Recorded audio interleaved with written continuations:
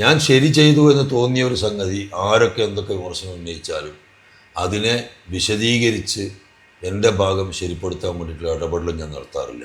നിങ്ങൾ സ്നേഹം കൊണ്ടാണ് ഒരു അതിഥിയെ ക്ഷണിക്കുന്നത്. അതിഥി നിങ്ങളോടുള്ള സ്നേഹം കൊണ്ടാണ് നിങ്ങളുടെ കല്യാണത്തിന് വരുന്നത്. പക്ഷേ അതിഥി തിരിച്ചു പോകുമ്പോൾ അവൻ്റെ ആയുസ്സിൽ നിന്ന് 4-5 ദിവസം കവർന്നെടുത്തിട്ടാണ് നിങ്ങളവരെ തിരിച്ചയക്കുന്നത്.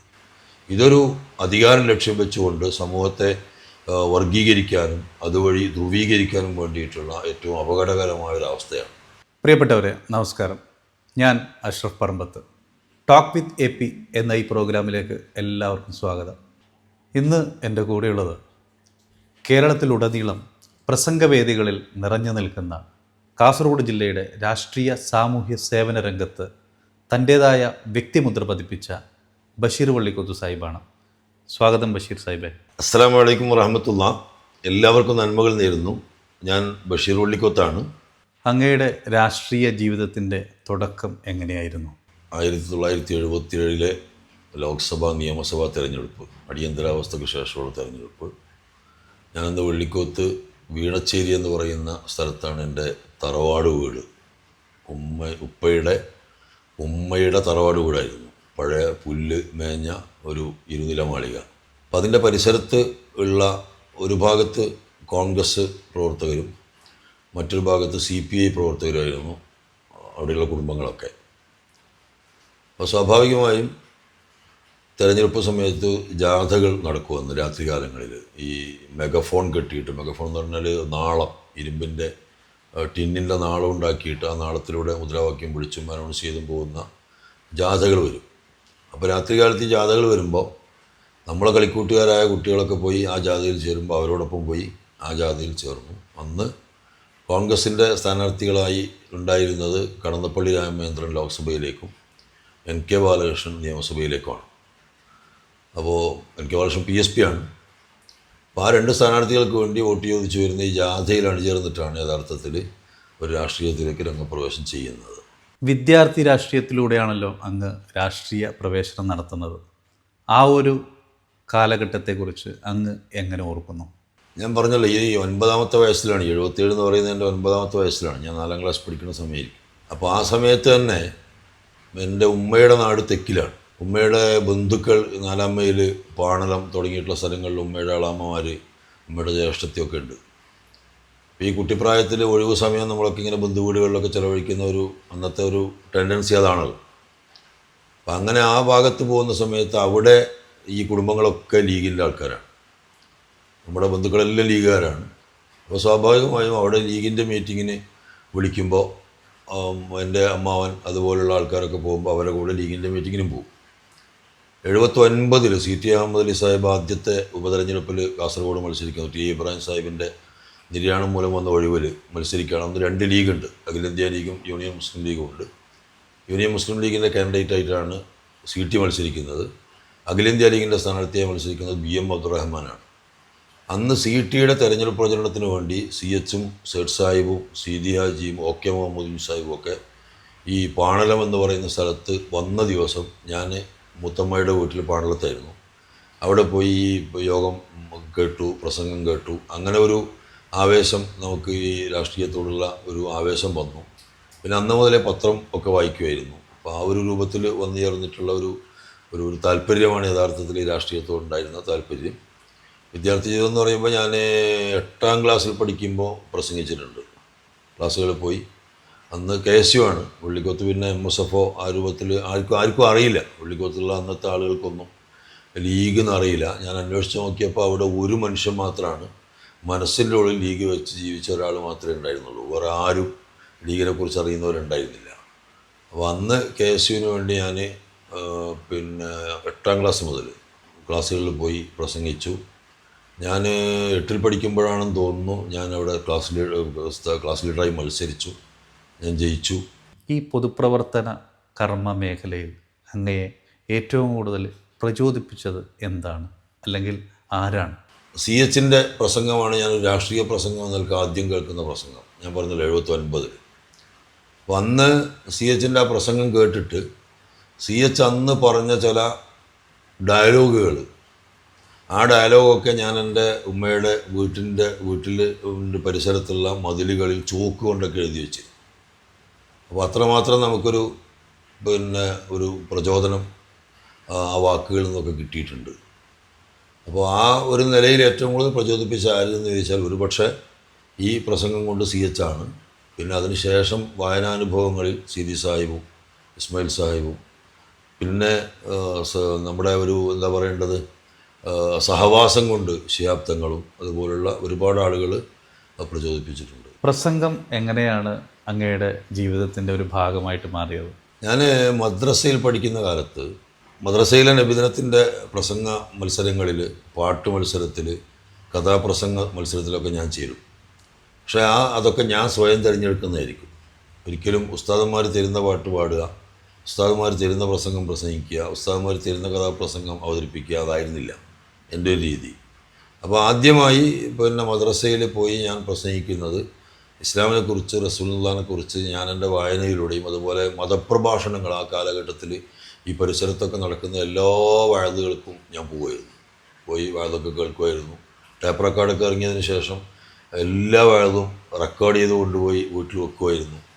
അപ്പോൾ ആ നിലയിൽ ഒരു സ്വയം മനസ്സിൽ തോന്നിയ അറിവ് പിന്നെ എവിടെയോ എൻ്റെ മനസ്സിൻ്റെ ഉള്ളിൽ പറയാനുള്ള ഒരു കഴിവുണ്ടായിട്ടുണ്ടാവും. അത് പ്രയോജനപ്പെടുത്തി നോക്കിയപ്പോൾ തിരക്കില്ലാന്ന് തോന്നി. അപ്പോൾ ആ നിലയിൽ പ്രസംഗിച്ചു തുടങ്ങിയതാണ്.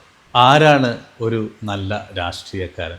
ഈ രാഷ്ട്രീയക്കാരെന്നുള്ളത് മാത്രമല്ല, പൊതുപ്രവർത്തനം തിരഞ്ഞെടുക്കുന്ന ഓരോ മനുഷ്യനും അവനപ്പുറത്തുള്ള ലോകത്തെ കാണാനും അവർക്ക് വേണ്ടി എന്തെങ്കിലുമൊക്കെ സമർപ്പിക്കാനുള്ളൊരു മനസ്സിൽ നിന്നാണ് ഒരു രാഷ്ട്രീയക്കാരൻ ജനിക്കുന്നത്, ഒരു പൊതുപ്രവർത്തകൻ ജനിക്കുന്നത്. ആ പൊതുപ്രവർത്തകൻ്റെ ജന്മശേഷം പിന്നീട് ഉണ്ടാകുന്ന അവൻ്റെ അനുഭവങ്ങളും അവൻ സാഹസിക്കുന്ന മേഖലകളും ഒരുപക്ഷെ അവൻ്റെ മനസ്സിൽ സ്വാർത്ഥത സൃഷ്ടിച്ചേക്കാം. എനിക്ക് ഇന്നതാവണമെന്നൊരു ലക്ഷ്യം വരാം. പക്ഷേ പൊതുപ്രവർത്തനത്തിലേക്ക് കാലെടുത്ത് വെക്കുന്ന ആ മൊമെൻറ്റിൽ അവൻ്റെ മനസ്സിൽ അങ്ങനെ ഒരു ലക്ഷ്യമില്ല. ഒരു പൊതുപ്രവർത്തകനാകണമെങ്കിൽ അപരന് വേണ്ടി എന്തെങ്കിലുമൊക്കെ ചെയ്യണം എന്നുള്ള ബോധമില്ലാത്ത ഒരാളും പൊതുപ്രവർത്തകനാവില്ല. അതുകൊണ്ട് ഏതൊരു പൊതുപ്രവർത്തകൻ്റെയും ജന്മലക്ഷ്യം അവർ ഞാൻ പറയുന്നത് പൊതുപ്രവർത്തകനായി ജനിക്കുന്നതാണ്, അല്ലാതെ അവൻ ഉമ്മയുടെ വയറ്റിൽ നിന്ന് ജനിക്കുന്ന അർത്ഥത്തിലല്ല. പൊതുപ്രവർത്തകനായി ജനിക്കുന്ന ആ സമയത്തെ അവൻ്റെ ലക്ഷ്യം വിശുദ്ധമാണ്. പിന്നീട് അത് വിശുദ്ധമായ തലത്തിൽ പോകുമോ അത് അശുദ്ധമായ തലത്തിൽ പോകുമോ എന്നുള്ളത് പിന്നെ അവൻ്റെ ഭാവിയിൽ നിന്ന് നമ്മൾ വായിച്ചെടുക്കേണ്ട സംഗതിയാണ്. അതുകൊണ്ട് ഏതൊരു പൊതുപ്രവർത്തകനും ഒരു പൊതുപ്രവർത്തകനാകുന്നിടത്ത് ആദരിക്കപ്പെടേണ്ടതുണ്ട് എന്നുള്ള വിശ്വാസക്കാരനാണ് ഞാൻ. മറ്റൊരു കൗതുകകരമായ ഒരു ചോദ്യം അങ്ങയോട് ചോദിക്കാനുള്ളത്, അങ്ങയെ കാണുമ്പോഴൊക്കെ അങ്ങയുടെ തലയിലൊരു തൊപ്പി എന്നുണ്ട്, ഒരു തളങ്കര തൊപ്പി. ഈ വേഷവിധാനത്തെക്കുറിച്ചൊന്ന് പറയാമോ? ഞാനൊരു ഉറച്ച മതവിശ്വാസിയാണ്. ഈ മതവിശ്വാസം എന്ന് പറയുന്നത് ഒരിക്കലും, കാരണം ഞാൻ പഠിച്ചിട്ടുള്ള മതം അത് ഇസ്ലാമാണ്. അതിൻ്റെ പ്രവാചകനിൽ നിന്ന് ഞാൻ പഠിച്ചിട്ടുള്ള പാഠമെന്ന് പറയുന്നത് മതം ഒരു തരത്തിലുള്ള അതിർത്തിയും എവിടെയും ഉണ്ടാക്കുന്നില്ല. എല്ലാ മനുഷ്യരെയും എല്ലാ ജീവജാലങ്ങളെയും ഒരു ജീവനുമില്ലാത്ത ഈ പ്രകൃതിയിലെ പ്രതിഭാസങ്ങളെയും സ്നേഹിക്കാനും അവയുടെ നന്മ ആഗ്രഹിക്കാനും ആ നന്മയ്ക്ക് വേണ്ടി പ്രവർത്തിക്കാനും കഴിയുമ്പോഴേ ഒരാൾക്ക് വിശ്വാസിയാകാൻ കഴിയുമെന്നാണ് ഞാൻ പഠിച്ചത്. പ്രവാചകൻ്റെ ഒരു വചനമുണ്ട്, അദ്ദീനു അന്നസ്വിഹ. ദീൻ എന്ന് പറഞ്ഞാൽ ഗുണകാംക്ഷയാണ്. ഗുണകാംക്ഷ എന്ന് പറയുന്നതിൻ്റെ താല്പര്യം എനിക്ക് എൻ്റെ നന്മയിൽ ആഗ്രഹം ഉണ്ടാവുക, എനിക്കെൻ്റെ ചുറ്റുമുള്ള മനുഷ്യരുടെ നന്മയിൽ ആഗ്രഹം ഉണ്ടാവുക, ഈ മനുഷ്യരെല്ലാം പാർക്കുന്ന പ്രകൃതിയുടെ അസ്തിത്വത്തിലും നന്മയിലും ഗുണകാംക്ഷ ഉണ്ടാവുക, ആഗ്രഹം ഉണ്ടാവുക, അതിനുവേണ്ടി പ്രവർത്തിക്കുക എന്നുള്ളതാണ് ദീൻ. ആ അർത്ഥത്തിൽ എല്ലാ നന്മയുടെയും കേദാരമാണ് മതം. ആ മതം അനുശാസിക്കുന്ന ഒരു വേഷവിധാനത്തിൽ ഒരു തലമറക്കുക എന്ന് പറയുന്നത് പ്രവാചകൻ്റെ ചര്യയിൽപ്പെട്ടതാണ്. ആ തലമറക്കാനുള്ള ഒരു താല്പര്യത്തിൻ്റെ ഭാഗമായിട്ടാണ് തൊപ്പി സ്വീകരിച്ചു തുടങ്ങിയത്. ആദ്യം ഞാൻ ഈ തൊപ്പി ഈ രൂപത്തിലുള്ള തൊപ്പി ആയിരുന്നില്ല ഉപയോഗിച്ചിരുന്നത്. അത് ഞാൻ ഉപയോഗിച്ചിരുന്നത് സാധാരണഗതിയിൽ നമ്മൾ നെറ്റ് വലത്തൊപ്പി എന്നൊക്കെ പറയുന്ന രൂപത്തിലുള്ള തൊപ്പിയായിരുന്നു. പിന്നീടാണ് 1993-94 കാലത്തിൽ എൻ്റെ ശ്രദ്ധയിൽ തളങ്കര തൊപ്പി വരുന്നത്. ആ തളങ്കര തൊപ്പി വെക്കുന്ന കാലത്ത് ഈ മേഖലയിൽ ഒരുപക്ഷെ ഞാനാണ് അങ്ങനെ ഒരു അറിയപ്പെടുന്ന ആ അർത്ഥത്തിലല്ല, അത്യാവശ്യം വേദികളിലൊക്കെ കയറുന്ന ഒരാൾ ഞാനാണ് സ്ഥിരം തൊപ്പി വെക്കുന്നത്. പിന്നെ KS അബ്ദുള്ള സാഹിബ് അദ്ദേഹം ഏതെങ്കിലും വേദിയിൽ മതവേദിയിൽ വരുമ്പോൾ ഈ തൊപ്പി വെച്ച് വരുന്നൊരു രീതി ഉണ്ടായിരുന്നു. ആ കാലത്തൊക്കെ തൊപ്പിക്കടയിൽ പോയാൽ കച്ചവടക്കാർ പറയാറുള്ളത് ഇവിടെ ആളുകൾ വന്നിട്ട് വെള്ളിക്കൂത്തിൻ്റെ തൊപ്പിയുണ്ടോ എന്ന് ചോദിക്കാറുണ്ട് എന്നുള്ള രൂപത്തിലായിരുന്നു. ഇന്നിപ്പോൾ ഈ തൊപ്പി കേരളക്കരയിലാണെങ്കിലും കേരളത്തിന് പുറത്താണെങ്കിലും ഇന്ത്യക്ക് പുറത്താണെങ്കിലും അനേകം മനുഷ്യരുടെ തലയിൽ ഈ തൊപ്പി ഉണ്ട്. അപ്പോൾ അന്ന് തുടങ്ങുന്ന കാലത്ത് വളരെ അപൂർവമായിട്ടേ ഉണ്ടായിരുന്നുള്ളൂ. എന്തായാലും അതൊരു പ്രവാചകൻ്റെ ചര്യയാണ്. ആ നന്മ ഉദ്ദേശിച്ചുകൊണ്ട് തന്നെയാണ് തൊപ്പി വെച്ചത്. പാർലമെൻ്ററി രാഷ്ട്രീയ ജീവിതവും നോൺ പാർലമെൻ്ററി രാഷ്ട്രീയ ജീവിതവും ഈ രണ്ടിനെയും അങ്ങ് എങ്ങനെ കാണുന്നു? അത് ഓരോ പൊതുപ്രവർത്തകൻ്റെയും ഒരു ജീവിത വീക്ഷണവുമായി ബന്ധപ്പെട്ടിട്ടാണ് നിർണ്ണയിക്കേണ്ടത്. നമുക്ക് പാർലമെൻ്ററി പദവി ഉണ്ടെങ്കിൽ ജനങ്ങൾക്ക് ചെയ്തു കൊടുക്കേണ്ട പല കാര്യങ്ങളും അധികാരത്തോടു കൂടി നമുക്ക് ചെയ്തു കൊടുക്കാൻ സാധിക്കും. പാർലമെൻ്ററി പദവി ഇല്ലെങ്കിൽ ആ ചെയ്തു കൊടുക്കേണ്ട സേവനങ്ങൾക്ക് ഈ പദവി ഉള്ളവരെ നമുക്ക് ആശ്രയിക്കേണ്ടി വരും. സേവനമാണ് നിങ്ങളുടെ ലക്ഷ്യമെങ്കിൽ രണ്ടും നമുക്ക് അഭികാമ്യമാണ്.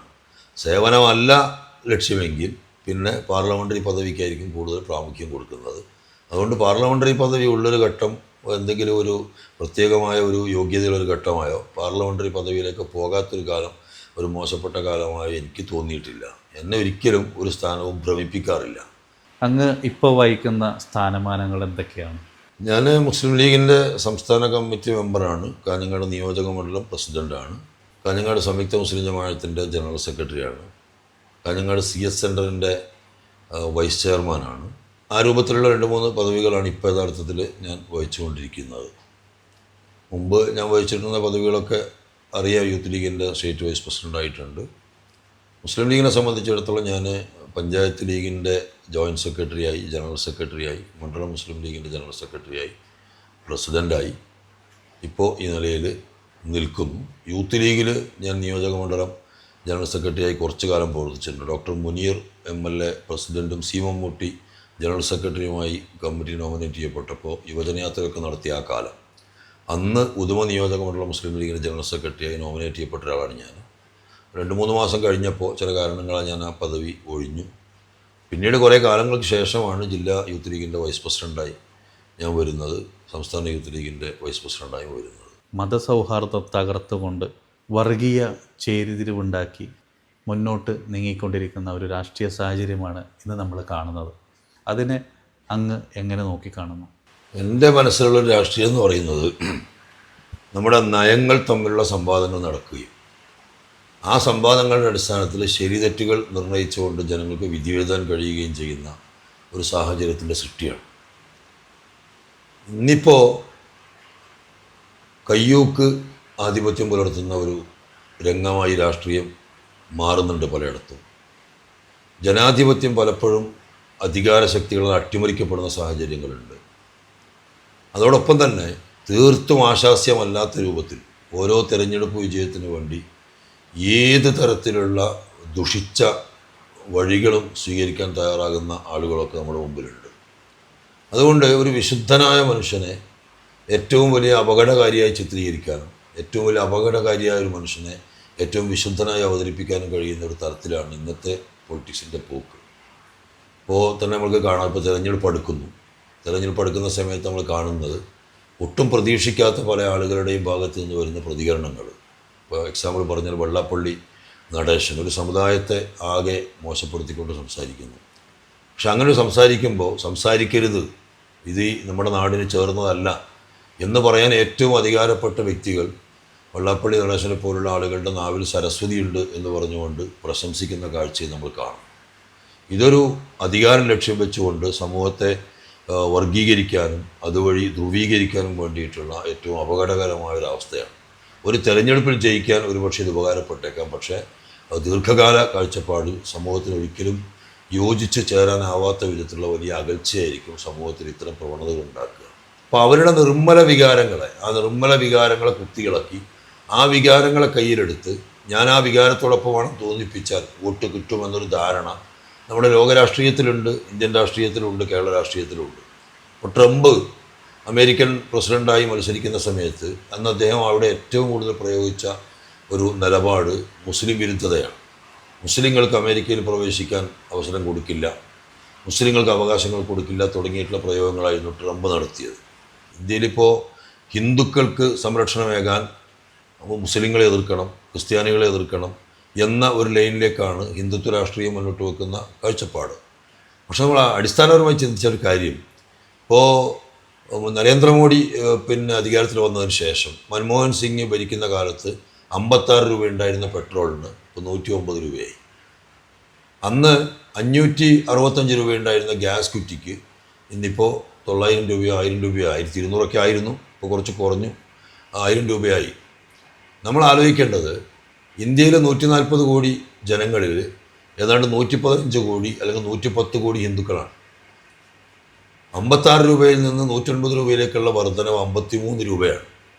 53 രൂപ 110 കോടി ഹിന്ദുക്കൾക്ക് നഷ്ടപ്പെടുമ്പോഴാണ് 20 കോടി മുസ്ലിങ്ങൾക്ക് 53 രൂപ നഷ്ടപ്പെടുന്നത്, 3 കോടി ക്രിസ്ത്യാനികൾക്ക് നഷ്ടപ്പെടുന്നത്, 2 കോടി സിഖുകാർക്ക് നഷ്ടപ്പെടുന്നത്.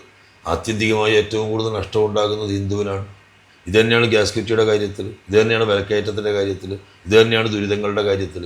അപ്പോൾ യഥാർത്ഥത്തിൽ ഹിന്ദുവിൻ്റെ അടിസ്ഥാന പ്രശ്നങ്ങളിൽ എവിടെയെങ്കിലും ഹിന്ദുവിൻ്റെ പേര് പറഞ്ഞ് വോട്ട് തേടിയവരെന്തെങ്കിലും പരിഹാരം ഉണ്ടാക്കിയോ? ഇല്ല. പക്ഷേ അപ്പോഴും ഹിന്ദുവിൻ്റെ പേര് പറഞ്ഞ് വോട്ട് തേടിപ്പോയാൽ വോട്ട് കിട്ടും എന്നൊരു സാഹചര്യം നമ്മുടെ മുമ്പിലുണ്ട്. അപ്പോൾ ഇത്തരം സാഹചര്യങ്ങളെ മുതലെടുക്കാനാണ് ഈ വർഗീയത ഉണ്ടാക്കുന്നത്. മുസ്ലിം സമൂഹത്തിൽ നിന്ന് ആരെങ്കിലും ഇസ്ലാമിന് പറ്റാത്ത തീവ്രതയോ ഭീകരവാദമോ മുന്നോട്ട് വെക്കുമ്പോൾ അതിനെ തള്ളിപ്പറയാൻ മുസ്ലിം മുഖ്യധാര മുന്നോട്ട് വരുന്നുണ്ട്. ഒരു പരിധിവരെ ക്രിസ്ത്യൻ മുഖ്യധാര പോലും ഇപ്പോൾ അവർക്കിടയിൽ രൂപം കൊണ്ടിട്ടുള്ള കാസ, ക്രിസംഗി പോലുള്ള ആളുകൾ ഉണ്ടാക്കുന്ന ഈ വിദ്വേഷം, ഇപ്പോൾ അടുത്ത് വന്ന നമ്മുടെ ഹിജാബിൻ്റെ പ്രശ്നമുണ്ടല്ലോ, ആലോചിച്ച് നോക്കൂ. ഒരു കുട്ടി തട്ടമിട്ട് വന്നാൽ ആ സ്കൂളിലെ മറ്റു കുട്ടികൾക്കൊക്കെ പേടിയാകുന്നു എന്ന് പറയുന്ന ഒരു ലോജിക്കുമില്ലാത്ത ആശയങ്ങളൊക്കെ ഉയർത്തിപ്പിടിച്ചുകൊണ്ട് ഒരു ടീം മുന്നോട്ട് വരുമ്പോൾ ഇതൊന്നും ക്രിസ്തീയ മതമല്ല. ക്രിസ്തീയ സ്ഥാപനങ്ങളിൽ അങ്ങനെ ആരെങ്കിലും തട്ടമിട്ട് വന്നാൽ ക്രിസ്തീയ മതത്തിനോ ക്രിസ്തീയ വിശ്വാസികൾക്കോ ഒന്നും സംഭവിക്കില്ല എന്ന് പറയാൻ മുന്നോട്ട് വരേണ്ട പലരും മൗനികളായി നിൽക്കുന്നുണ്ട്. അതേപോലെ ഹിന്ദുത്വത്തെ ഉപയോഗപ്പെടുത്തി രാജ്യത്തിൻ്റെ വ്യത്യസ്ത ഭാഗങ്ങളിൽ മറ്റു മതവിശ്വാസികളെ കൊന്നൊടുക്കുന്ന ആളുകൾക്കെതിരെ ഹൈന്ദവ ആചാര്യന്മാരായിട്ടുള്ള ആളുകൾ അതേ രൂപത്തിൽ ശക്തമായി ഹിന്ദുമതത്തിൻ്റെ കാരുണ്യത്തിൻ്റെ സ്നേഹത്തിൻ്റെ ദർശനത്തെ ഉയർത്തിപ്പിടിച്ച് മുന്നോട്ട് വരാത്തൊരു പ്രശ്നമുണ്ട്. ഇറാഖ് യുദ്ധകാലത്ത്, അഫ്ഗാൻ യുദ്ധകാലത്ത് ഇത് കുരിശ് യുദ്ധമാണ് എന്ന് ജോർജ് ബുഷ് പ്രഖ്യാപിച്ചു. അന്ന് മാർപ്പാപ്പ പറഞ്ഞു ഇത് കുരിശ് യുദ്ധമല്ല, ഇത് രാഷ്ട്രീയ യുദ്ധമാണ് എന്ന്. ഗുജറാത്ത് കലാപകാലത്ത് മോഡി പറഞ്ഞു ഗർസെ കഹോ ഹം ഹിന്ദു ഹേ, അഭിമാനത്തോടെ പറയൂ നമ്മൾ ഹിന്ദുക്കളാണ് എന്ന്. അന്ന് പുരിയിലെ ശങ്കരാചാര്യ വിശ്വേശ്വര തീർത്ഥ പറഞ്ഞു ഇത് ഹിന്ദുവിന് അഭിമാനമല്ല അപമാനമാണ് എന്ന്. പക്ഷെ അത്തരം ശബ്ദങ്ങൾ ഹൈലൈറ്റ് ചെയ്യപ്പെട്ടില്ല, അത്തരം ശബ്ദങ്ങളെ മാധ്യമങ്ങൾ വാർത്തയാക്കിയില്ല, അത്തരം ശബ്ദങ്ങളെ ജനങ്ങളിലേക്ക് എത്തിച്ചു കൊടുത്തില്ല. അപ്പോൾ അതുകൊണ്ട് എല്ലാ തീമുകളുടെയും എല്ലാ ദർശനങ്ങളുടെയും ഏതൊക്കെ ദർശനമാണ് ദുരുപയോഗപ്പെടുത്തപ്പെടുന്നത് ആ ദർശനങ്ങളുടെ യഥാർത്ഥ മുഖം എന്താണെന്ന് അതാത് ദർശനങ്ങളുടെ ആചാര്യന്മാർ അവരുടെ അനുയായികളെ പഠിപ്പിച്ചു കൊടുക്കുക എന്നുള്ളതാണ് ഈ ധ്രുവീകരണ രാഷ്ട്രീയം. അത് ലോകത്താണെങ്കിലും ഇന്ത്യയിലാണെങ്കിലും കേരളത്തിലാണെങ്കിലും ഒക്കെ ഇല്ലായ്മ ചെയ്യാൻ സ്വീകരിക്കാവുന്ന ഏറ്റവും നല്ല മാർഗം. പൊതു പ്രവർത്തന ജീവിതത്തിൽ അങ്ങ് നേരിട്ട ഏറ്റവും വലിയ വെല്ലുവിളി എന്തായിരുന്നു? ഒരു രാഷ്ട്രീയ നേതാവിൻ്റെ ഏറ്റവും വലിയ വെല്ലുവിളി ജനങ്ങളുടെ മുമ്പാകെയുള്ള വിശ്വാസ്യത നിലനിർത്തുക എന്നുള്ളതാണ്. ജനങ്ങൾ വിശ്വാസം അർപ്പിക്കാത്തിടത്തോളം കാലം ഒരു രാഷ്ട്രീയ നേതാവിനും അതിജയിക്കാൻ കഴിയില്ല. അവനിനി എത്ര കരുത്തനാണെങ്കിലും ഒരുപക്ഷെ അവൻ്റെ സാമ്പത്തിക സ്രോതസ് കൊണ്ടോ കരുത്തുകൊണ്ടോ ഒക്കെ താൽക്കാലികമായി ചില ആളുകളെ അനുയായികളാക്കി വെക്കാൻ കഴിഞ്ഞേക്കാമെങ്കിലും എല്ലാ കാലത്തും ഈ അനുയായികളെ നിലനിർത്താനോ അവരുടെ പിന്തുണ ഉറപ്പുവരുത്താനോ കഴിയില്ല. അതുകൊണ്ട് നമ്മളെ വാക്കും പ്രവൃത്തിയും ഒന്നായി തീരുക, ജനങ്ങളോട് പറയുന്ന വാക്കുകൾ പാലിക്കാൻ കഴിയുക, വിശ്വാസ്യത കാത്തു സൂക്ഷിക്കുക, ആദർശത്തോട് അവനവൻ ഉയർത്തിപ്പിടിക്കുന്ന ആദർശത്തോടുള്ള പ്രതിബദ്ധത മുന്നോട്ട് വെക്കുക. ഇത് തന്നെയാണ് ഒരു രാഷ്ട്രീയ നേതാവിൻ്റെ കൈമുതലായിരിക്കേണ്ട ഏറ്റവും പ്രധാനപ്പെട്ട ഗുണം. ഒരു രാഷ്ട്രീയ നേതാവിന് അല്ലെങ്കിൽ ഒരു പൊതുപ്രവർത്തകന് വേണ്ട ഏറ്റവും നല്ല ക്വാളിറ്റി എന്താണെന്നാണ് അങ്ങ് കരുതുന്നത്? ജനങ്ങളോടുള്ള സമീപനത്തിലെ ഒരു സുതാര്യതയാണ് ഒരു രാഷ്ട്രീയ നേതാവിനോട് ഏറ്റവും വലിയ ക്വാളിറ്റി. ജനങ്ങളെ നമ്മൾ എങ്ങനെയാണോ സമീപിക്കുന്നത്, ജനങ്ങൾക്കൊരു പ്രശ്നമുണ്ട്, അവരെ നിങ്ങൾ അങ്ങോട്ട് സ്നേഹിച്ചാൽ അവർ ആ സ്നേഹം 10 ഇരട്ടിയായി നിങ്ങൾക്ക് തിരിച്ചു തരും. അപ്പോൾ ജനങ്ങളെ സ്നേഹിക്കാൻ കഴിയുക, അവരുടെ പ്രശ്നങ്ങളെ അറിയാൻ കഴിയുക, അവരുടെ സുഖദുഃഖങ്ങൾ നമ്മുടെ സുഖദുഃഖങ്ങളായി ഏറ്റെടുക്കാൻ കഴിയുക, അതാണ് ഒരു രാഷ്ട്രീയ നേതാവ് നല്ലൊരു പൊതുപ്രവർത്തകന് വേണ്ട ഏറ്റവും പ്രധാനപ്പെട്ട ക്വാളിറ്റി. ഞാൻ ചെയ്യുന്നതേ പറയാറുള്ളൂ, പറയുന്നതേ ചെയ്യാറുള്ളൂ. എനിക്ക് എൻ്റെ മനസ്സാക്ഷിക്ക് ബോധ്യം വന്ന് ശരിയെന്ന് തോന്നി ഞാൻ ചെയ്തൊരു സംഗതിയും ഇനി ആര് ചോദ്യം ചെയ്താലും ഞാനത് ചെയ്തില്ലെന്നോ അല്ലെങ്കിൽ എന്നെ ഇന്ന ആൾ ചെയ്തതാണെന്നോ മറ്റൊരാളുടെ പെരടിയിൽ വെച്ച് കെട്ടിയിട്ട് രക്ഷപ്പെടാൻ ഞാൻ നിൽക്കാറില്ല. ഞാൻ ശരി ചെയ്തു എന്ന് തോന്നിയ ഒരു സംഗതി ആരൊക്കെ എന്തൊക്കെ വിമർശനം ഉന്നയിച്ചാലും അതിനെ വിശദീകരിച്ച് എൻ്റെ ഭാഗം ശരിപ്പെടുത്താൻ വേണ്ടിയിട്ടുള്ള ഇടപെടലും ഞാൻ നടത്താറില്ല.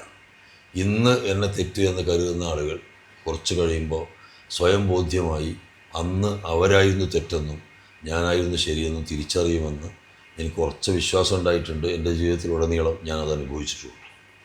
അങ്ങയുടെ ചില പ്രസംഗങ്ങൾ ചില വിവാദങ്ങളൊക്കെ സൃഷ്ടിച്ചിട്ടുണ്ട്.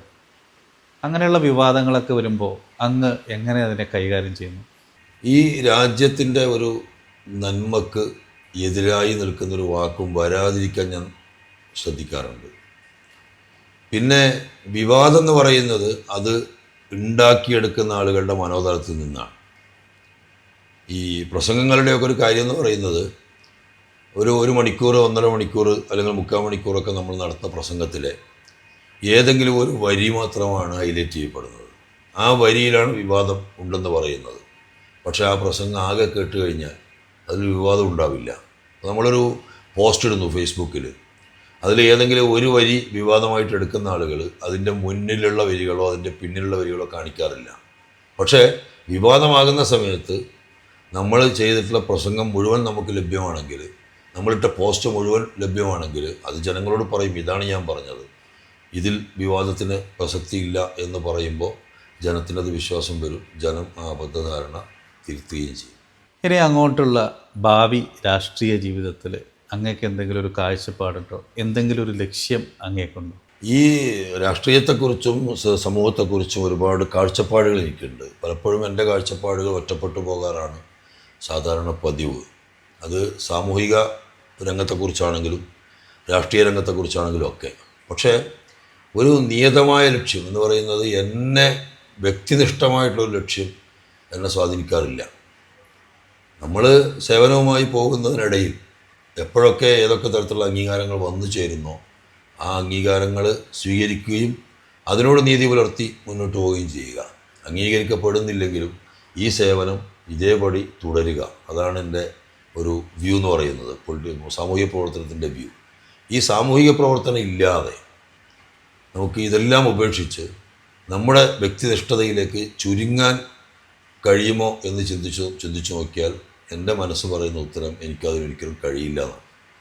കാരണം ഈ സമൂഹമില്ലാതെ, ഈ സമൂഹത്തിന് വേണ്ടിയിട്ടുള്ള സേവനമില്ലാതെ നമ്മൾ യഥാർത്ഥത്തിൽ ഇല്ല എന്ന് തന്നെയാണ് നമ്മുടെ മുമ്പിൽ ഉത്തരം. നമുക്ക് ഒരുപാട് മനുഷ്യന്മാർ ഓരോ ദിവസവും മരിച്ചു പോകുന്നു. ഈ മരിച്ചു പോകുന്ന മനുഷ്യന്മാരിൽ ഒരു 5%, 10% മാത്രമാണ് അവരുടെ മരണം സമൂഹത്തിൻ്റെ വിലാപമായി ദുഃഖമായി മാറുന്നത്. അത് അവനവന് വേണ്ടിയല്ലാതെ അവരിന് വേണ്ടി ജീവിച്ചവരെക്കുറിച്ച് മാത്രമാണ്. അവനവന് വേണ്ടി ജീവിച്ച ഒരാളും ഇന്ന് ലോകത്തെവിടെയും ആരെക്കൊണ്ടും വാഴ്ത്തപ്പെട്ടിട്ടില്ല, ആരും ഓർത്തിട്ടില്ല. അതുകൊണ്ട് നമ്മൾ കടന്നു പോയാലും നമ്മളെ ഓർക്കാൻ കഴിയുന്ന ഒരു മനസ്സ് നമ്മൾ മരിച്ചു പോകുമ്പോൾ ബാക്കിയാകുന്ന സമൂഹത്തിന് സമ്മാനിക്കാൻ കഴിയുമെങ്കിൽ അത് തന്നെയാണ് ഈ ജീവിതത്തിൽ നമ്മൾ നേടുന്ന ഏറ്റവും പരമമായ നേട്ടം എന്നാണ് ഞാൻ മനസ്സിലാക്കുന്നത്. വ്യക്തിബന്ധങ്ങൾക്ക് അങ്ങയുടെ ജീവിതത്തിൽ എത്രത്തോളം പ്രാധാന്യം അങ്ങ് കൊടുക്കുന്നുണ്ട്? ബന്ധങ്ങളില്ലാതെ നമുക്ക് മുന്നോട്ട് പോകാൻ കഴിയില്ല. നമ്മളിപ്പോൾ ഓരോ ബന്ധങ്ങളിൽ നിന്നും നമ്മൾ സ്വീകരിക്കാൻ ആഗ്രഹിക്കുന്നത് അവരിലുള്ള നന്മകൾ നമ്മൾ മനസ്സിലാക്കുക. അവരെടുത്ത് എന്തെങ്കിലും വീഴ്ചകൾ നമ്മുടെ കാഴ്ചപ്പാടിൽ കാണുന്നുണ്ടെങ്കിൽ ആ വീഴ്ചകൾ ചൂണ്ടിക്കാണിച്ച് തിരുത്തിക്കുക. നമ്മുടെ എന്തെങ്കിലും വീഴ്ചകൾ നമ്മളോട് നേരിട്ട് ചൂണ്ടിക്കാണിക്കുന്ന ആളുകളോടാണ് നമുക്ക് താല്പര്യം. എനിക്ക് എൻ്റെ വീഴ്ചകൾ ചൂണ്ടിക്കാണിക്കുന്ന ഒരാളോടും എനിക്ക് എതിർപ്പുണ്ടാകാറില്ല. പക്ഷേ ആ ചൂണ്ടിക്കാണിക്കുന്നത് നമ്മളോട് നേരിട്ടാവണം. നേരിട്ടല്ലാതെ ഒരു പബ്ലിക് പ്ലാറ്റ്ഫോമിലേക്ക് അത് എത്തിച്ചേരുമ്പോഴാണ് അത് ഞാൻ വേറൊരാളെക്കുറിച്ചാണെങ്കിലും എന്നെക്കുറിച്ച് വേറൊരാളാണെങ്കിലും അത് ആ വ്യക്തിക്ക് ഇടിച്ചിലുണ്ടാക്കുന്നത്. പിന്നെ ഈ ബന്ധങ്ങളെ മുഴുവൻ ഞാൻ ഉപയോഗപ്പെടുത്താൻ ശ്രമിച്ചിട്ടുള്ളത് ഈ സമൂഹത്തിൻ്റെ നന്മയ്ക്ക് വേണ്ടിയിട്ടാണ്. ഒരു സമ്പത്തുള്ള ഒരാളോടുള്ള ബന്ധമാണെങ്കിൽ ആ ബന്ധം അയാളുടെ സമ്പത്ത് എങ്ങനെ ഈ സമൂഹത്തിന് ഉപയോഗിക്കാൻ കഴിയും. ഒരു പ്രതിഭയുള്ള ഒരാളുമായിട്ടുള്ള ബന്ധമാണെങ്കിൽ അയാളുടെ പ്രതിഭ എങ്ങനെ ഈ സമൂഹത്തിൻ്റെ നന്മയ്ക്ക് ഉപയോഗപ്പെടുത്താൻ കഴിയും. അങ്ങനെ ഓരോ മനുഷ്യനിലുള്ള സിദ്ധി ഈ സമൂഹത്തിൻ്റെ നന്മയ്ക്ക് എങ്ങനെ ഉപയോഗപ്പെടുത്താൻ കഴിയുമെന്നാണ് ഞാൻ പലപ്പോഴും ചിന്തിക്കാറുള്ളത്. കുടുംബത്തെക്കുറിച്ച് എന്താണ് പറയുക? എനിക്ക് 3 മക്കളാണ്. ഉപ്പയും ഉപ്പയുടെ സഹോദരനൊക്കെ അന്ന് ഈ തെക്കിൽ ഭാഗത്ത് ഒരു വലിയ കോൺട്രാക്ട് ഉണ്ടായിരുന്നു. അയാൾ കർണാടകയിൽ ഭദ്രാവതിയിൽ ജോലി ചെയ്യിപ്പിക്കുന്ന സമയം. അയാളുടെ കൂടെ ജോലിക്ക് പോകുന്ന സമയത്താണ് ഉമ്മയുടെ പ്രപ്പോസൽ വരുന്നത് തെക്കിൽ നിന്ന്. അങ്ങനെയാണ് അവർ വിവാഹിതരാകുന്നത്. ഉപ്പ യഥാർത്ഥത്തിൽ ഒരു CPI-കാരനായിരുന്നു. 9 മക്കളാണ്. അതിൽ മൂത്തയാളാണ് ഞാൻ. കല്യാണം കഴിച്ചിരിക്കുന്നത് മാണിക്കോത്താണ്. ഖൈറുന്നിസ എന്നാണ് ഭാര്യയുടെ പേര്. ഞങ്ങൾക്ക് 3 മക്കളാണ്. മൂത്തവൾ അഫീഫ, അതിൻ്റെ ഇളത് രണ്ടും പിന്നെ ആണുങ്ങളാണ്. അലി ഹൈദർ, അലി അസ്ഗർ. അഫീഫ കല്യാണം കഴിഞ്ഞു. അലി ഹൈദറും അലി അസ്ഗറും ഇപ്പോൾ പ്രപ്പോസലായിട്ടുണ്ട്. ഇൻഷാ അല്ലാഹ് വൈകാതെ കല്യാണം ഉണ്ടാവും. അവർ രണ്ടുപേരും ഗൾഫിലാണ് ജോലി ചെയ്യുന്നത്. അങ്ങയുടെ പേരിനൊപ്പം ചേർത്ത് വായിക്കുന്നത് ബഷീർ വെള്ളിക്കോത്ത് എന്നാണ്. വെള്ളിക്കോത്ത് എന്നുള്ളൊരു പ്രദേശം ലീഗ് രാഷ്ട്രീയത്തിന് അത്ര വലിയൊരു ഫലപുഷ്ടമായ മണ്ണൊന്നും അല്ല. എന്നിട്ട് പോലും ആ ഒരു പ്രദേശത്ത് നിന്ന് എങ്ങനെ ഒരു ലീഗ് നേതാവുണ്ടായി അറിയാനുള്ളൊരു കൗതുകം ഞങ്ങൾക്കുണ്ട്. അതാണ് ഞാൻ പറഞ്ഞത്. എൻ്റെ സംസ്കാരത്തിൽ രൂപപ്പെടുത്തുന്നത് വെള്ളിക്കോത്തിൻ്റെ അന്തരീക്ഷവും തെക്കിലിൻ്റെ അന്തരീക്ഷവും ഒക്കെ ചേർന്നിട്ടാണ്. സ്കൂളിൽ 1ാം ക്ലാസ്സിൽ ചേർന്നത് വെള്ളിക്കോത്ത് സ്കൂളിലാണ്. പക്ഷേ എപ്പോഴൊക്കെ അവധി ഉണ്ടാവുന്നോ, അത് പിന്നെ മധ്യവേനൽ അവധിയാണെങ്കിലും ശരി, ഓണം വെക്കേഷൻ ആണെങ്കിലും ശരി, ക്രിസ്മസ് വെക്കേഷൻ ആണെങ്കിലും ശരി, ആ സമയത്തൊക്കെ ഞാൻ അധികവും തെക്കിലാണ് ഉണ്ടാവുക, ഉമ്മയുടെ നാട്ടിലാണ്. അതോടൊപ്പം തന്നെ ഉമ്മ എൻ്റെ അനുജന്മാരെയൊക്കെ പ്രസവിക്കാൻ വേണ്ടി തെക്കിലേക്ക് പോയാലും ഇവിടുന്ന് ലീവ് എടുത്തിട്ട് അവിടുത്തെ സ്കൂളിൽ ചേരുകയും ഇവിടുത്തെ മദ്രസയിൽ നിന്ന് ലീവ് എടുത്ത് അവിടുത്തെ മദ്രസയിൽ ചേരുകയും ചെയ്തുകൊണ്ട് അവിടെ നിൽക്കുന്ന അവസ്ഥയുണ്ടായിരുന്നു. അതുകൊണ്ട് ഈ 2 പ്രദേശങ്ങളും ഒരേപോലെ നമ്മുടെ ജീവിതത്തിൽ സ്വാധീനം ചെലുത്തിയതാണ്. അപ്പോൾ ഇവിടുന്ന് വെള്ളിക്കോത്ത് KSU ഞാൻ നേരത്തെ പറഞ്ഞ ആ പ്രകടനത്തിലൂടെ ഒരു KSUലേക്ക് എത്തിയെങ്കിലും തെക്കിൽ നിന്നുണ്ടായിട്ടുള്ള ഒരു ലീഗ് സ്വാധീനം, അത് നെഹ്റു കോളേജിൽ എത്തിയപ്പോൾ പിന്നെ ഞാൻ MSF അംഗമായി. MSFന് വേണ്ടി ഒരു പക്ഷേ ഡിഗ്രി ക്ലാസ്സുകളിൽ പോയി പ്രസംഗിച്ച പ്രീ ഡിഗ്രിക്കാരൻ ഒരു പക്ഷേ MSF നെഹ്റു കോളേജിൻ്റെ ചരിത്രത്തിൽ ചിലപ്പോൾ ഞാൻ മാത്രമായിരിക്കും. അതിന് മുമ്പോ അതിന് ശേഷമോ അങ്ങനെ ഒരു സംഭവം നെഹ്റു കോളേജിൽ ഉണ്ടായതായി എനിക്കറിയില്ല. അപ്പോൾ ആ ഒരു രൂപത്തിലാണ് പിന്നെ വന്നിട്ടുള്ളത്. പുതിയ ജനറേഷൻ, അതായത് യുവതലമുറ, നമ്മുടെ യുവതലമുറ രാഷ്ട്രീയത്തിലേക്ക് വരേണ്ടതിൻ്റെ പ്രാധാന്യം അങ്ങ് എങ്ങനെ കാണുന്നു? ഇന്നിപ്പോൾ ഈ ന്യൂജനിനെ കുറിച്ച് വല്ലാത്തൊരു ഭയപ്പാടുണ്ട് എനിക്ക്.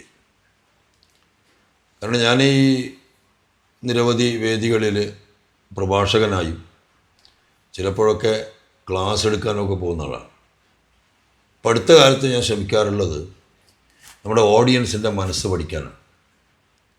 അങ്ങനെ പഠിച്ചപ്പോൾ ഞാൻ മനസ്സിലാക്കിയൊരു കാര്യം, നമ്മുടെ സ്ത്രീകൾ അവർക്ക് സോഷ്യൽ മീഡിയയിലൊക്കെ അവർക്ക് അക്കൗണ്ട് ഉണ്ട്, എല്ലാവർക്കും സ്മാർട്ട് ഫോൺ ഉണ്ട്, അവർ ഈ അക്കൗണ്ടിലൊക്കെ പിന്നെ ഇൻവോൾവ്ഡ് ആണ്. പക്ഷേ ഇന്നത്തെ ഒരു ലോകക്രമത്തിൽ നമ്മുടെ ജീവിതത്തിൽ നമ്മൾ പുലർത്തേണ്ട ഒരു അറിവുകളുണ്ടല്ലോ, ആവശ്യമായിട്ടുള്ള അറിവുകൾ, ആ അറിവുകൾ സമാഹരിക്കുന്നിടത്തല്ല, അതിനൊക്കെ അപ്പുറത്ത് ചില സമയം കൊല്ലി ഏർപ്പാടുകളുടെ പിറകിലാണ് നമ്മുടെ സ്ത്രീകൾ. നമ്മുടെ ചെറുപ്പക്കാരെ സംബന്ധിച്ചിടത്തോളം സ്പോർട്സ് പോലുള്ള ചില സംഗതികളോട്, റീൽസിനോട് ഒക്കെയുള്ള താല്പര്യമല്ലാതെ അവർക്ക് ഇന്ന് ലോകത്ത് നടക്കുന്ന കാര്യങ്ങളെക്കുറിച്ച് വലിയ ജ്ഞാനമൊന്നുമില്ല. ഞാൻ പിന്നെ അടുത്ത കാലത്ത് ഒരു 10-40 ബിരുദധാരികളായിട്ടുള്ള ആളുകൾ, ബിരുദധാരികൾ എന്ന് പറയുന്നത് എല്ലാവരും ബിരുദമല്ല, SLC പാസ്സായിട്ടുള്ള, +2 പാസ്സായിട്ടുള്ള, ഡിഗ്രി പാസ്സായിട്ടുള്ള എന്ന് പറഞ്ഞാൽ ടോപ്പ് മാർക്ക് വാങ്ങിയിട്ടുള്ള കുട്ടികൾക്ക് ഉപഹാരം കൊടുക്കുന്ന ഒരു ചടങ്ങിൽ ഞാൻ പങ്കെടുത്തു. ആ ചടങ്ങിൽ ഞാൻ ആ കുട്ടികളോട് ചോദിച്ചു, അവർ ഒരു പ്രവാസ സംഘടനയുടെ പ്രവർത്തകരുടെ മക്കളാണ് ഈ കുട്ടികളൊക്കെ. ഞാൻ പറഞ്ഞു, നിങ്ങളുടെയൊക്കെ പിതാക്കന്മാർ അവർ ജീവിക്കുന്ന പ്രവാസ ലോകത്ത് നിന്ന് ഒരുപക്ഷെ പെട്ടെന്ന് തിരിച്ചു വരേണ്ടി വരികയോ അല്ലെങ്കിൽ അവിടെ വെച്ച് തന്നെ അവർ ഇല്ലാതായി പോവുകയോ ചെയ്യുമായിരുന്നൊരു മഹാദുരന്തം ലോകത്തിൻ്റെ അന്തരീക്ഷത്തിൽ കാർമേഘം കെട്ടി നിന്നിരുന്നു. വളരെ പെട്ടെന്ന് അത് ഒഴിവായി പോയിട്ടുണ്ട്, എന്താണെന്ന് പറയാമോ എന്ന് ചോദിച്ചു. ഞാൻ പറഞ്ഞത്, ഇസ്രായേൽ ഫലസ്തീൻ യുദ്ധത്തിൻ്റെ പശ്ചാത്തലത്തിൽ ഖത്തറിനെ ആക്രമിക്കപ്പെടുകയും ഇറാനും ഇസ്രായേലും തമ്മിൽ ഏറ്റുമുട്ടലുണ്ടാവുകയും അത് ഒരു ഗൾഫ് മിഡിൽ ഈസ്റ്റിലെ ആകെ ഒരു വലിയ യുദ്ധമായി മാറുകയും ചെയ്യുമെന്നൊരു അന്തരീക്ഷത്തെക്കുറിച്ചാണ്. ഈ 40ഓളം കുട്ടികളിൽ അത് ആ ഖത്തറിൽ ബോംബിട്ട കാര്യമല്ലേ എന്നൊരു മറുപടി അല്ലാതെ ഇറാൻ ഇസ്രായേൽ യുദ്ധമെന്നോ ഇസ്രായേൽ ഫലസ്തീനിൽ നടത്തുന്ന അക്രമമെന്നോ എന്തെങ്കിലും പറയാൻ ആ കുട്ടികൾക്ക് അറിയുമായിരുന്നില്ല. അപ്പം നമ്മൾ വിചാരിക്കുന്നത് ഈ കുട്ടികളൊക്കെ ഇതൊക്കെ മനസ്സിലാക്കുന്നു, നമ്മൾ ജീവിക്കുന്ന ലോകത്ത് നമ്മൾ മനസ്സിലാക്കുന്ന കാര്യങ്ങളൊക്കെ അവർക്കൊക്കെ അറിയാമെന്നാണ്. പക്ഷെ അവർക്ക് ഇതിനെക്കുറിച്ചൊന്നും യാതൊരു ഗന്ധമില്ല എന്നുള്ളതാണ് വസ്തുത. അപ്പം അത്തരൊരു ചുറ്റുപാടിൽ ഭാവി തീരുമാനിക്കേണ്ടത് അവരാണ്. ഇപ്പോൾ ജനാധിപത്യക്രമത്തിൽ തെരഞ്ഞെടുപ്പിൽ വിധി എഴുതേണ്ടത് അവരാണ്. ഇനി ജനാധിപത്യം അല്ലാത്ത സംവിധാനങ്ങളിലും നാടിനെ നിർണ്ണയിക്കേണ്ടത് അവരാണ്. ഇപ്പോൾ ജനാധിപത്യം ഇല്ലാത്ത പല സ്ഥലങ്ങളിലും ജനങ്ങൾ തെരുവിലിറങ്ങുകയും ഭരണകൂടങ്ങൾ തകർന്നു പോവുകയും ചെയ്യുന്ന കാഴ്ച നമ്മളിപ്പോൾ കണ്ടു, പല നേപ്പാളിൽ കണ്ടു, അതുപോലെ പല രാജ്യങ്ങളിലും കണ്ടു. അപ്പോൾ അങ്ങനെയാണെങ്കിൽ പോലും വിധിയെഴുത്തിന് വലിയ അധികാരമുള്ള ഒരു തലമുറയാണ് നമ്മുടെ യുവത്വം. ആ യുവത്വം ഇന്നത്തെ ഈ ലോകത്തെക്കുറിച്ചൊന്നും പഠിക്കുന്നില്ല എന്ന് വന്നാൽ അവരിൽ നിന്നുണ്ടാകുന്ന വിധിയെഴുത്ത് എന്തായിരിക്കും എന്നുള്ളത് വലിയ അപകടകരമായൊരു സംഗതിയാണ്. നമ്മൾ അറിയേണ്ട ഒരു കാര്യം, അപ്പോൾ നമ്മളിപ്പോൾ കേരളത്തിൽ ജീവിക്കുന്ന നമ്മൾ, ഇന്ത്യയിൽ ജീവിക്കുന്ന നമ്മൾ, ഏത് ഭക്ഷണമാണ് കഴിക്കേണ്ടതെന്ന് തീരുമാനിക്കുന്നത് രാഷ്ട്രീയമാണ്. വെള്ളം, അതിൻ്റെ അളവ്, അതിൽ അടങ്ങാവുന്ന വിഷാംശങ്ങളുടെ അളവ് എത്രയാണെന്നും എത്രമാത്രം ശുദ്ധിയായ വെള്ളമാണ് നമ്മൾ കുടിക്കേണ്ടതെന്ന് തീരുമാനിക്കേണ്ടത് രാഷ്ട്രീയമാണ്. നമ്മൾ ശ്വസിക്കുന്ന വായു ഉണ്ടല്ലോ, ആ വായുവിൻ്റെ മലിനാംശത്തിൻ്റെ പരിധി എത്രയാണെന്ന് നിശ്ചയിക്കേണ്ടത് രാഷ്ട്രീയമാണ്. ഇപ്പോൾ ഡൽഹിയിൽ വായുവിൽ അടങ്ങാവുന്ന വിഷാംശത്തിൻ്റെ ഇത്ര ശതമാനം എന്ന് നിയമം ഉണ്ടാക്കിയിട്ടുണ്ട്. ആ നിയമം മറികടക്കുമ്പോഴേ ശിക്ഷിക്കപ്പെടൂ. ആ നിയമത്തിൻ്റെ ഉള്ളിൽ വായുവിൽ വിഷം ചേരുന്നതിന് ശിക്ഷിക്കപ്പെടില്ല. അപ്പോൾ ശുദ്ധവായുവിൻ്റെ കാര്യത്തിൽ തീരുമാനമെടുക്കേണ്ടത്, കുടിവെള്ളത്തിൻ്റെ കാര്യത്തിൽ തീരുമാനിക്കേണ്ടത്, ഭക്ഷണത്തിൻ്റെ കാര്യത്തിൽ തീരുമാനിക്കേണ്ടത്, മരുന്നിൻ്റെ കാര്യത്തിൽ തീരുമാനിക്കേണ്ടത്, ചികിത്സയുടെ കാര്യത്തിൽ തീരുമാനിക്കേണ്ടത് എല്ലാം രാഷ്ട്രീയമാണ്.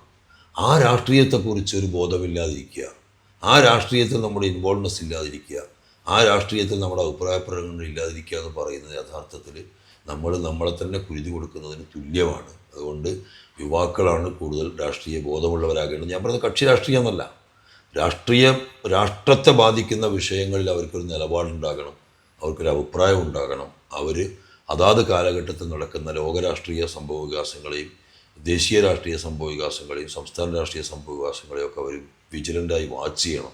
എന്നിട്ട് അവർ സ്വയമായി ഒരു ശരിയുടെ തീരുമാനത്തിലേക്ക് അവർ എത്തിച്ചേരണം.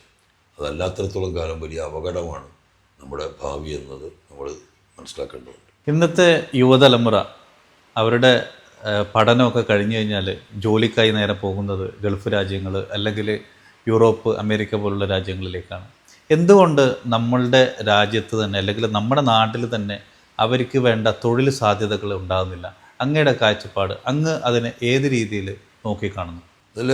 അത് പറയുമ്പോൾ ശുദ്ധ രാഷ്ട്രീയം പറയേണ്ടി വരും.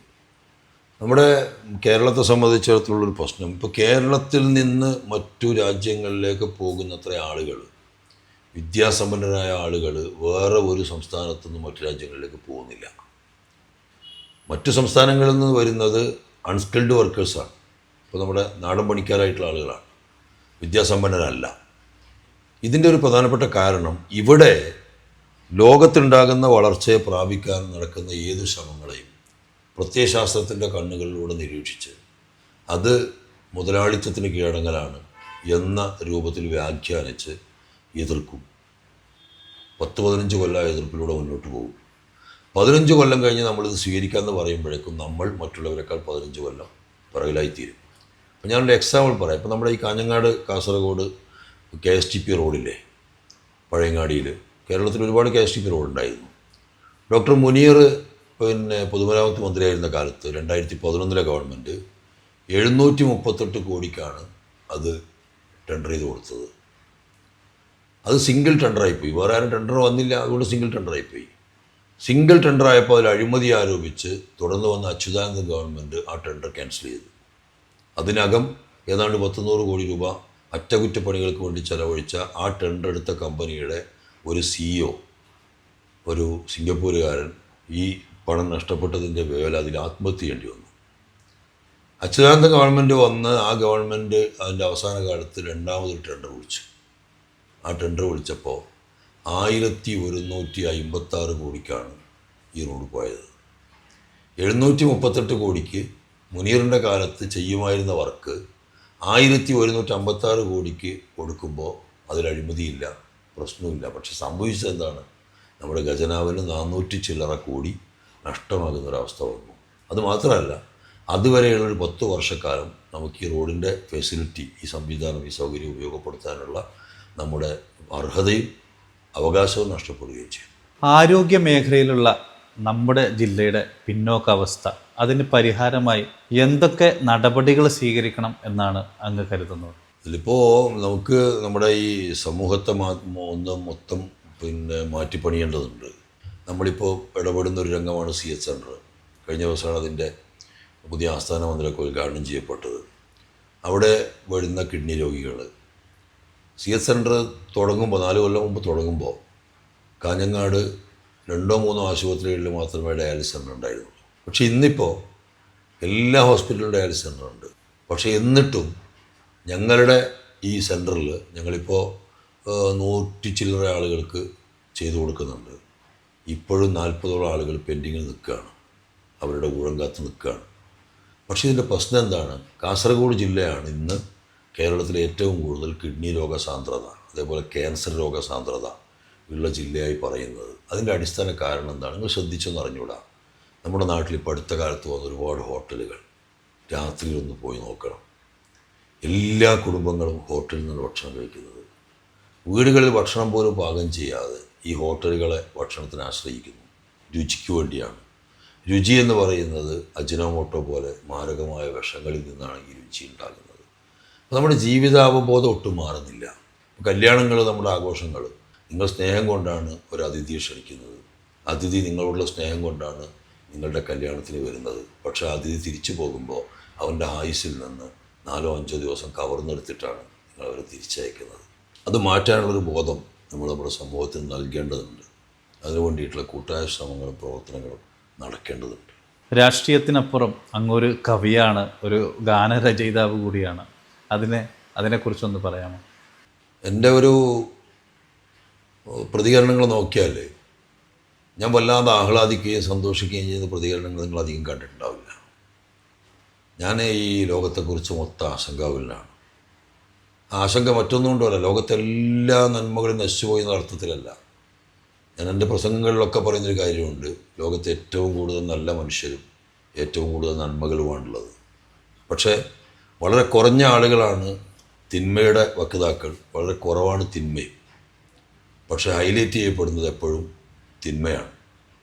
ഈ ഹൈലൈഷനിലൂടെ ലോകം തെറ്റിദ്ധരിക്കുന്നു തിന്മ ആധിപത്യം പുലർത്തുന്ന ഒരു ലോകത്താണ് ഞാൻ ജീവിക്കുന്നതെന്ന്.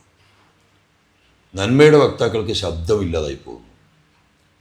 നന്മകൾക്ക് ശബ്ദമുണ്ടാവുകയും തിന്മ ശബ്ദമില്ലാതായി തീരുകയും ചെയ്യുന്നൊരവസ്ഥ വന്നാൽ നമുക്ക് ഈ ലോകക്രമത്തെ മാറ്റാൻ കഴിയും. അപ്പോൾ ഈ തിന്മകൾ നമ്മുടെ മനസ്സിലുണ്ടാക്കുന്ന ഒരു ആകുലത, ആ ആകുലത വാക്കായിട്ടാണ് എന്നിൽ നിന്ന് പുറത്തു വരാറുള്ളത്. അത് ചിലപ്പോൾ വരമൊഴിയാകാം, ചിലപ്പോൾ വാമൊഴിയാകാം, ചിലപ്പോൾ അത് കവിതയിലാകാം, ചിലപ്പോൾ അത് പാട്ടിലാകാം. ഏതർത്ഥത്തിലും ഞാൻ ലക്ഷ്യം വെക്കുന്നത് എൻ്റെ വേദനകളെ, എൻ്റെ മനസ്സിൻ്റെ ആകുലതകളെ സമൂഹത്തിന് കൈമാറി ആ ആകുലതകൾ പങ്കുവെക്കുന്നവരാക്കി അവരെ കൂടി മാറ്റി കുറേ കൂടി എങ്ങനെ നന്മയിലേക്ക് ഈ സമൂഹത്തെ തിരിച്ചു കൊണ്ടുവരാമെന്നാണ് എൻ്റെ കല എന്ന് പറയുന്നത്. ആ ഒരു ലക്ഷ്യത്തോടു കൂടിയുള്ളതാണ്. അതുകൊണ്ട് എൻ്റെ രാഷ്ട്രീയമാകട്ടെ, കലയാകട്ടെ, മറ്റ് എല്ലാ ജീവിത വീക്ഷണമാകട്ടെ ഈ സമൂഹത്തിൻ്റെ നന്മയെ ലാക്കാക്കിക്കൊണ്ടുള്ളതാണ്. അത് ദൈവം സ്വീകരിക്കട്ടെ എന്ന പ്രാർത്ഥനയാണ്, അള്ളാഹു സ്വീകരിക്കട്ടെ എന്ന പ്രാർത്ഥനയാണ് എപ്പോഴും ഉള്ളത്.